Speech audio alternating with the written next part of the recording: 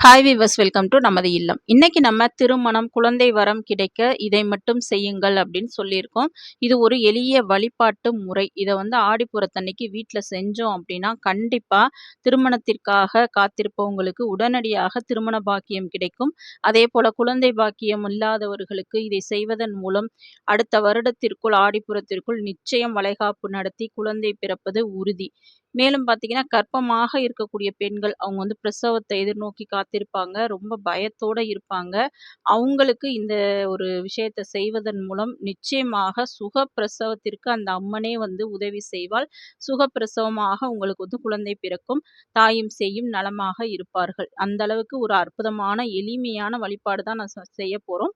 இது நலுங்கு வழிபாடு அப்படின்னே சொல்லலாம். இந்த ஆடிப்பூரத்தன்னைக்கு தான் இத அம்மனுக்கு நம்ம செய்வோம்.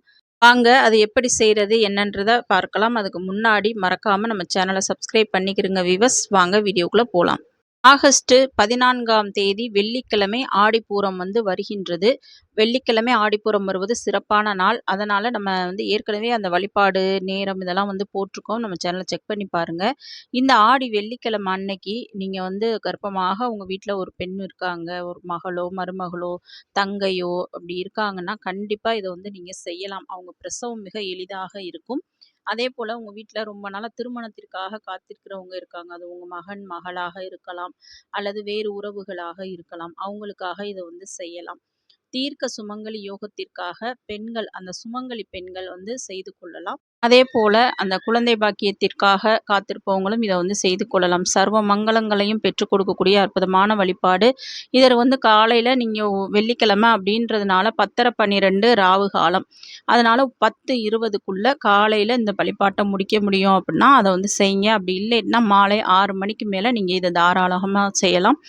இதற்கு முதல்ல என்ன செய்யணும்னா, நம்ம வீட்டில் இருக்கக்கூடிய அம்பாள் படமோ அல்லது விக்கிரகமோ உங்களால் எவ்வளவு அதை நல்லபடியாக ஒரு அலங்காரம் செய்ய முடியுமோ, இப்போ வளகாப்பு பண்ணுறோம் அப்படின்னா அந்த பெண்ணை நம்ம எப்படி பார்த்து பார்த்து அலங்காரம் செய்வோம், அது மாதிரி அந்த அம்பாள் ஃபோட்டோ தான் இருக்குது அப்படின்னா நீங்கள் அந்த ஃபோட்டோவை நல்லா பன்னீர், மஞ்சள் தூள் கலந்து தொடச்சிட்டு மஞ்சள், குங்குமம்லாம் வைங்க, சந்தனம் குங்குமம் வைங்க.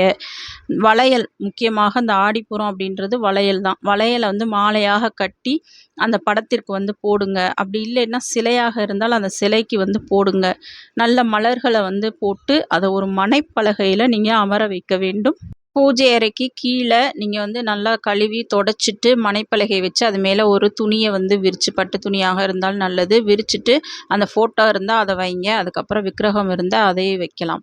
இந்த மாதிரி அலங்காரம் செய்து வச்சுட்டு நம்ம ஒரு தட்டு, ஒரு 3 தட்டு வைக்கலாம். ஒன்றில் பழம், வெத்தலை, பாக்கு வைங்க. ஒன்றில் ஏதாவது ஸ்வீட் வைங்க. இன்னொன்றில் வளையல், அந்த மாதிரி மங்களகரமான பொருட்கள் வைக்கலாம். மஞ்சள், குங்குமம் இந்த மாதிரி நீங்கள் வைத்து கொள்ளுங்கள். ஏதாவது உங்களால் செய்ய முடியும் அப்படின்னா அன்னைக்கு நெய்வேத்தியமாக சர்க்கரை பொங்கல், கல்கண்டு சாதம் இந்த மாதிரியான ஒரு நெய்வேத்தியம் செஞ்சு வச்சுக்கிறோங்க. இது மாதிரி வச்சுட்டு நீங்கள் என்ன செய்கிறீங்கன்னா, அந்த சந்தனம் நல்ல மணக்க மணக்க புதிய சந்தனமாக வாங்கி நம்ம வீட்டு பெண்ணுக்கு எப்படி வளைகாப்பு நடத்துவோமோ அந்த மாதிரி அம்பாளுக்கு நம்ம செய்ய போகிறோம் நம்ம கையால். அதனால் அந்த சந்தனத்தை நல்லா பன்னீரில் நல்ல வாசனை வர்ற மாதிரி கமகமன்னு கலந்து வச்சுக்கிறோங்க. அதை அந்த அம்மன் படமோ அல்லது சிலையோ நல்லா அந்த சந்தனத்தை தொட்டு வீட்டில் இருக்கக்கூடிய பெண்கள் அதை தொட்டு வைக்கலாம். பெண்கள், ஆண்கள் எல்லாருமே இதை தாராளமாக செய்யலாம். அன்னைக்கு நம்ம வீட்டு சகோதரி போல், நம் வீட்டு அன்னையை போல் நம்ம அந்த வளைகாப்பு மாதிரி சந்தனம் ஃபோட்டோ தான் இருக்குது அப்படின்னா தாராளமாக அந்த ஃபோட்டோவில் சந்தனத்தை நீங்கள் தடவி விடலாம். தடவி குங்குமத்தையும் வச்சுருங்க. அட்சதை போடுங்க. அட்சதைனா மஞ்சள், அரிசி, அந்த நெய் கொஞ்சம் கலந்து நல்லா கலந்துட்டிங்கன்னா அதுக்கு பேர் தான் அட்சதை. அதில் கொஞ்சம் பூக்கள் போட்டுக்கிறங்க. இந்த அட்சதையும் போட்டு அம்மனை நல்லா வழிபட்டு கொள்ளுங்கள். மனமார பிரார்த்தனை செய்யுங்க. எங்கள் வீட்டில் இப்போ குழந்தைக்காக காத்திருக்கீங்கன்னா இதே மாதிரி எனது பெண்ணுக்கோ தங்கைக்கோ இது வளைகாப்பு நடத்தணும் அப்படின்னு சொல்லி மனமார பிரார்த்தனை பண்ணி இதை செய்யுங்க. அம்மனுக்கு சந்தோஷமாக செய்யுங்க. அந்த பெண்கள் கையாலையும் செய்ய சொல்லுங்கள். திருமணத்திற்காக காத்திருந்தால் அவங்க கையாலையும் செய்ய சொல்லுங்கள். ஆண்களாக இருக்கலாம், பெண்களாக இருக்கலாம், யாராக வேண்டுமானாலும் இருக்கலாம். அவர்களே இதை செய்யலாம். செஞ்சு இந்த பூஜையெல்லாம் முடிஞ்சதுக்கப்புறம் அம்மன் படத்தையோ சிலையோ எடுத்து சாமி பூஜை அறையில் வச்சுட்டு அதே மணப்பலகையில் யாருக்காக இதை நீங்கள் செய்கிறீங்களோ, இப்போ ஒரு கல்யாணம் பண்ணி சுமங்கலி பெண்ணாக நீங்கள் இருக்கிறீங்க அப்படின்னா தாராளமாக நீங்கள் தீர்க்க சுமங்கலி யோகத்திற்காக நீங்கள் அமர்ந்து இந்த பூஜையை நம்ம பண்ணலாம். அதாவது அந்த மனையில வந்து நீங்க உட்கார்ந்து கொண்டு உங்களுக்கு உங்க வீட்ல இருக்கிறவங்க அதே அந்த சந்தனம் இதெல்லாம் உங்க நெத்தியில வச்சு அட்சதை போட்டு ஆசீர்வாதம் பண்ணி, உங்க கணவரின் கால்கள்ல, பெரியவர்கள் கால்கள்ல நீங்க கும்பிட்டு விழுந்து ஆசீர்வாதத்தை பெற்றுக்கொள்ளலாம். தீர்க்க சுமங்கலி யோகத்தையும், சர்வ மங்களங்களையும் இது வந்து கொடுக்கும். இதுவே வந்து திருமணத்திற்காக உங்க வீட்ல யாராவது இருக்காங்க, அவங்களுக்காக செய்றீங்கன்னா, அவங்கள இதே மணப்பலகையில அமர வைங்க.